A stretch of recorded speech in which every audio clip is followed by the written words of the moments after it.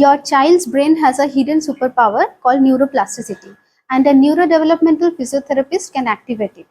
Neuroplasticity কথাটির অর্থ হলো আমাদের বাচ্চাদের ব্রেনে একটা বিশেষ ধরনের ক্ষমতা, যার মাধ্যমে ব্রেনে কিন্তু নতুন নতুন নিউরাল কানেকশন তৈরি হয়।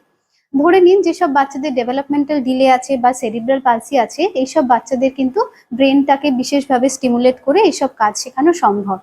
এই নিউরো ডেভেলপমেন্টাল থেরাপির মাধ্যমে কিন্তু আমরা বাচ্চাদের নেক কন্ট্রোল, সিটিং পোস্চার, তারপরে ক্রলিং এবং আস্তে আস্তে আমরা ওয়াকিং প্যাটার্নের উপর কাজ করে থাকি। আমরা কিন্তু এই নিউরো ডেভেলপমেন্টাল থেরাপির ক্ষেত্রে বিভিন্ন ধরনের সুইং ব্যবহার করে থাকি। তার একটি সুইং এর ব্যবহার নিয়ে আজকে আমরা বিস্তারিতভাবে বলবো। এটাকে ফ্লেকশন ডিক সুইং বলে। এতে বাচ্চা বারবার নিজের ব্যালেন্স নিয়ন্ত্রণ করতে গিয়ে বাচ্চার কিন্তু ট্রাঙ্ক মাসেল ধীরে ধীরে সক্রিয় হয় এবং ইন্ডিপেন্ডেন্ট সিটিং আসে। তারই সঙ্গে বাচ্চার ব্যাক মাসেল এবং অ্যাবডোমেন মাসেল একসাথে কাজ করে, তার ফলে স্টেবিলিটি বাড়ে।